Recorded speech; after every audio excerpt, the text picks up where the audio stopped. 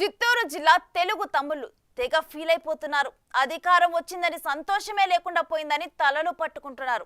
గతంలో ఎన్నడూ లేనన్ని సీట్లు జిల్లాలో గెలిచామని, అయినా ఆ సంతోషం లేకుండా పోయిందని తెగ మదన పడుతున్నారు. ఇప్పటికే తాము న్యాయం కోసం రోడ్డు ఎక్కాల్సిన పరిస్థితి వస్తుందని బాధ చెప్పుకుందామంటే ఎవరూ లేరని అసహనం వ్యక్తం చేస్తున్నారు. వైసీపీ హయాం నాటి అధికారులే ఇప్పటికీ కొనసాగిస్తూ ఉండటంతో వారు ఇంకా ఆ పార్టీ నేతలకే భజన చేస్తున్నారట. దాంతో తమ సమస్యల పరిష్కారానికి ఆందోళన నిర్వహించాల్సి వస్తుందని టీడీపీ కేడర్ వాపోతుంది.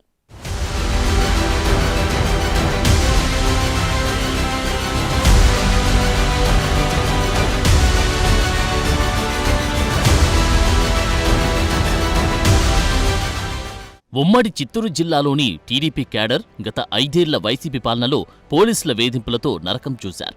అక్రమ కేసులతో ఊళ్లు విడిచి బతికారు. టీడీపీ శ్రేణులపై పెట్టిన అక్రమ కేసుల్లో చిత్తూరు జిల్లా రాష్ట్రంలోనే జిల్లా ప్రథమ స్థానంలో ఉంటుందనడంలో ఎలాంటి సందేహం లేదు. ఇప్పుడు ప్రభుత్వం మారినా టీడీపీ శ్రేణుల పరిస్థితి మాత్రం మారలేదని, తమకు ఈ కర్మేంటని తెలుగు తమ్ముళ్లు తలలు పట్టుకుంటున్నారు. గత ప్రభుత్వంలో జిల్లా యంత్రాంగాన్నంతా వైసీపీ నేతలు రిమోట్ కంట్రోల్తో నడిపించారు. సిబ్బంది సైతం వారి పట్లయితే విధేయత ప్రదర్శిస్తూ వైసీపీ శ్రేణుల్లా వ్యవహరించారన్న ఆరోపణలున్నాయి.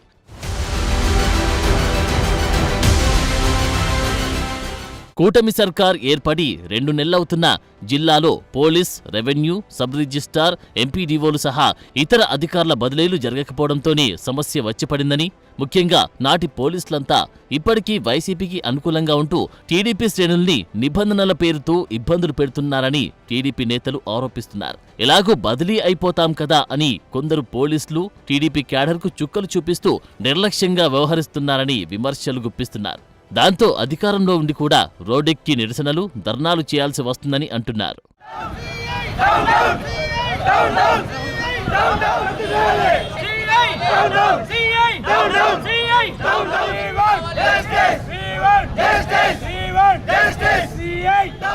పలమనేరు సీఐ చంద్రశేఖర్ ఎస్ఐగా ఉన్నప్పటి నుంచి అదే నియోజకవర్గంలో పనిచేస్తున్నారు. వైసీపీ మాజీ ఎమ్మెల్యే వెంకటేష్ గౌడ అక్రమంగా తన క్వారీలోని టిప్పర్లు, ఇతర వస్తువులను తరలించుకుపోయారని జూన్ 8వ తేదీన జనార్దన నాయుడు పోలీసులకు ఫిర్యాదు చేశారు. ఈ ఫిర్యాదుపై పలమనేరు సీఐ చంద్రశేఖర్ పట్టించుకోలేదు. దీంతో ఆయన నేరుగా సీఎం చంద్రబాబును కలిసి వైసీపీ మాజీ ఎమ్మెల్యే వెంకటేష్ గౌడ నిర్వాకాన్ని వివరించారు. వైసీపీ అధికారంలోకి రాగానే అప్పటి పలమనేరు ఎమ్మెల్యే వెంకటేష్ గౌడ తన క్వారీ, టిప్పర్లు బలవంతంగా స్వాధీనం చేసుకున్నారని, లీజు కోసం ఆయన ఇచ్చిన చెక్కులు కూడా చెల్లక తాను ఇబ్బంది పడ్డానని చెప్పారు. ఇదే సమయంలో ఓ టీడీపీ నేత 2 ట్రాక్టర్ల ఇసుకను ఇంటి నిర్మాణానికి తీసుకెళ్తుండగా సీఐ ఆ ట్రాక్టర్లను అడ్డగించి నిబంధనల పేరుతో స్టేషన్కు తరలించి లంచం అడుగుతున్నారని, డ్రైవర్లను దూషించారంటూ 100 మందికి పైగా టీడీపీ శ్రేణులు పలమనేరు స్టేషన్ ఎదుట ధర్నా చేశారు.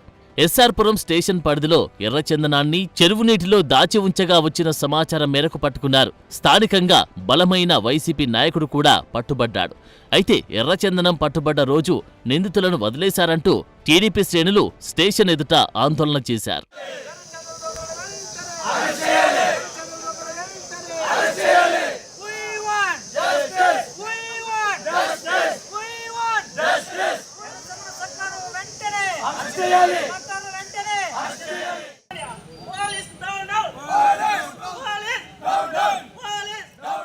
ఎర్రచందనం వ్యవహారంలో తమ బాగోతం బయటపడుతుందన్న భయంతో పోలీసులు హడావిడిగా మీడియా సమావేశం ఏర్పాటు చేసి చెరువులో దొరికిన దుంగలను మామిడి తోటలో దొరికాయని ఓ ప్రెస్ మీట్ నోట్ రిలీజ్ చేశారు. మొత్తం 32 దుంగలు దొరికాయని పోలీసులు చెబుతుంటే దొరికిన దుంగల విలువ 1 కోటికి పైగా ఉంటుందని అంటున్నారు. అయితే అసలు స్మగ్లర్ను వదిలేసి 5గురు నిందితులను చూపించారు. ఈ హడావిడి జరుగుతున్న సమయంలో అటుగా వెళ్తున్న జీడినెల్లూరు ఎమ్మెల్యే థామస్ ఆగి పోలీసులకు క్లాస్ పీకారు. ఇంకా వైసీపీ ప్రభుత్వం ఉందనుకున్నారా? ఎర్రచందనం నిందితుడికి 41A నోటీసులు ఎలా ఇస్తారని ఆగ్రహం వ్యక్తం చేశారు. వైసీపీ వారి దగ్గర లంచాలకు మరిగారని ఘాటుగా విమర్శించారు. ఎవరిన ఎర్రచందనం కేసులో పట్టుకొచ్చి 41 నోటీస్ ఇచ్చినట్టు ఎక్కడ చరిత్ర చూసారా? ఎర్రచందనం పట్టుకోవచ్చి ఒక నిందితుడిని పట్టుకోవచ్చి 41 ఇచ్చి రాయల్గా అతను తీసుకొచ్చి ఎత్తుకుపోయి లోపల దించే ఒకే ఒక ఘనత ఆ జీడినెల్లూరులో ఎస్ఐ గారు పులయ్యప్పకు మాత్రమే దొరుకుతుంది. చరిత్రలో రాసుకోవాలి, చరిత్రలో మిగిలిపోతాం. సిఐ గారు మీరేం చేయాలంటే ప్రెస్ ని పిలిపెట్టి ప్రెస్ లో ఇవ్వాలి.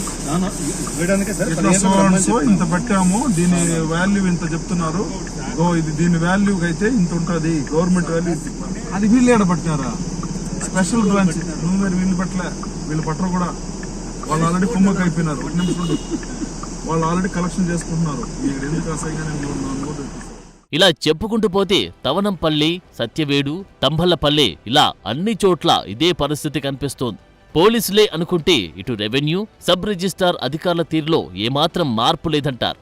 ఎలాగో ట్రాన్స్ఫర్ చేస్తారు, అంతమాత్రం దానికి మీరు చెప్పిందే మేము ఎందుకు చేయాలని కొందరు అధికారులు టీడీపీ నేతల్ని ఎదురు ప్రశ్నిస్తున్నారట. గత 5 ఏళ్లలో అందిన కాడికి దండుకున్న అధికారుల స్వామి భక్తితో ఇప్పటికీ అన్ని శాఖల్లో వైసీపీ నేతల హవానే నడుస్తూ ఉండడం కూటమి శ్రేణులకు మింగుడు పడడం లేదు. పైన ప్రభుత్వం మారింది కానీ ఇంకా కింది స్థాయిలో పాత వాసనలు పోవడం లేదని వామపక్షాల నాయకులే విమర్శిస్తున్నారంటే పరిస్థితి అర్థం చేసుకోవచ్చు. అంటే రికార్డ్స్ మొత్తం గదిలో పెట్టి దాన్ని తగలబెట్టారు. షార్ట్ సర్క్యూట్ అన్నారు. మీరన్నీ క్షేమంగా ఉన్నాయి. ఇప్పుడు కూడా ఇక్కడ గవర్నమెంట్ మారింది, కొన్ని రోజులు టైం తీసుకుండొచ్చు. ఎందుకంటే గవర్నమెంట్ పైన మారింది కానీ వైసీపీ పడిపోయి గవర్నమెంట్ పోయి టీడీపీ పడిపోతుంది. పైన మారింది కానీ కింద మారలే, కింద వాళ్ళే ఉన్నారు, వాళ్ళ అధికారులు ఉన్నారు. లేకపోతే నేను ఆర్టీఓ ఆఫీస్ తగలబడింది చూద్దామని పోతే నా దగ్గర ఏమున్నాయి, అక్కడ ఏమన్నా చూడడానికి నన్ను పోనీ లోపలికి పోలీసు అడ్డం పడేశారు. నేను నెట్టుకొని పోవాల్సి వచ్చింది. అప్పుడన్నా ఏమో ఈ గవర్నమెంట్ జగన్ గవర్నమెంటే చంద్రబాబు గవర్నమెంట్ అని చెప్పింది. అందువల్ల ఇప్పుడు జనంలో రాకుండా పోతే నడవదు, ఇది కూడా మాయమైపోతుంది. ఇప్పుడు తెలంగాణలో టూరిజం వాళ్ళు తగలబెడితే నేను కేసు ఇస్తే ముఖ్యమంత్రి అతే ఉన్నాడు అన్న నీ లెటర్ పైనే నేను ఎంక్వైరీ వేస్తాను చెప్పేసి అని చెప్పాడు. ఇప్పుడు దాకా అతిగతి లేదు. ఇప్పుడు ఇది కూడా అదే అవుతుంది. అందుకే జనంలో ఉండాల్సిన ఉద్దేశంతో మేము ఒక కార్యక్రమం తీసుకున్నాం. ఒక ప్రజలతోటి ఒక సదస్సు పెట్టారు మా వాళ్ళు. వర్షపెట్టి జరుగుతూ ఉన్నాయి క్యాంపెయిన్ రాష్ట్ర వ్యాప్తంగా. మొత్తానికి అధికారుల వ్యవహార శైలిలో ఎమ్మెల్యేలు ఇబ్బందులు పడుతున్నారనే ప్రచారం సాగుతుంది. కానీ ఎవరికి చెప్పుకోవాలో తెలియక టైం కోసం చూస్తున్నారంట. ఇక యువ ఐఏఎస్ అధికారులు జిల్లాలో కీలక స్థానాల్లో పనిచేస్తున్నారు. వారు చంద్రబాబు వద్ద మాత్రమే అంతా మీరు చెప్పినట్లు చేస్తామని చెప్పి క్షేత్రస్థాయిలో మాత్రం పార్టీ నేతల మాట అసలు పట్టించుకోవడం లేదట. గత ప్రభుత్వ అక్రమాలపై ఆధారాలతో సహా ఫిర్యాదులు చేస్తున్నా ఎవరు పట్టించుకోవడం లేదంటున్నారు. గట్టిగా అడిగితే చూద్దాం చేద్దామంటూ లెక్క చేయకుండా వ్యవహరిస్తున్నారంట. 2014 నుంచి 16 మధ్య కాలంలో జిల్లాకు సిద్ధార్థ జైన్ కలెక్టర్గా ఉన్నప్పుడు టీడీపీ నాయకులకు చుక్కలు చూపించారని, ఇప్పుడు అదే పరిస్థితి దాపురించిందని బహిరంగంగానే విమర్శిస్తున్నారు. అప్పట్లో సీనియర్ నేత మాజీ మంత్రి అమర్నాథ్ రెడ్డి ఒత్తిడితో కలెక్టర్ను మార్చడం జరిగిందని, ఇప్పుడు ఆ పరిస్థితి లేకుండా పోయిందంటున్నారు. జిల్లాకు చెందిన సీనియర్ నాయకుల్లో ఒకరికైనా మంత్రి పదవి వస్తుందని, వారి దగ్గర తమ పనులు చేయించుకోవచ్చని అనుకున్నారు. అయితే అందరూ ఊహించని విధంగా జిల్లాకు ఒక్క మంత్రి పదవి రాలేదు. దీంతో సీనియర్లైన అమర్నాథ్ రెడ్డి, పులివర్తి నాని లాంటి నాయకులు తమ నియోజకవర్గంలో పరిధి దాటి బయటకు రావడం లేదు.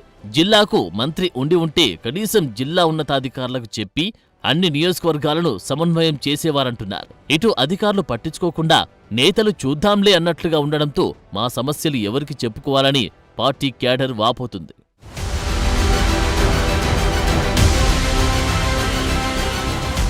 కనీసం నామినేటెడ్ పదవుల్లో అయినా జిల్లాకు అవకాశం ఇస్తారో లేదో అని, అది కూడా లేకపోతే జిల్లా అధికారుల వద్ద కనీసం గౌరవం కూడా ఉండదని ద్వితీయ శ్రేణి నాయకత్వం భయపడుతుంది. ప్రతి పనికి అమరావతి వచ్చేంత స్థాయి తమకు లేదని, ఒకవేళ ఉన్నా నేరుగా సీఎంను, లోకేష్లను కలిసే అవకాశం ఎంతమందికి ఉంటుందని వారు ప్రశ్నిస్తున్నారు. ఇప్పటికైనా జిల్లాపై సీనియర్ నేతలు, పార్టీ పెద్దలు ఫోకస్ పెట్టి పాత అధికారులను మార్చాలని డిమాండ్ చేస్తున్నారు. మొత్తానికి ముఖ్యమంత్రి సొంత జిల్లాలో తెలుగు తమ్ముళ్ల పరిస్థితి అలా తయారైందిప్పుడు.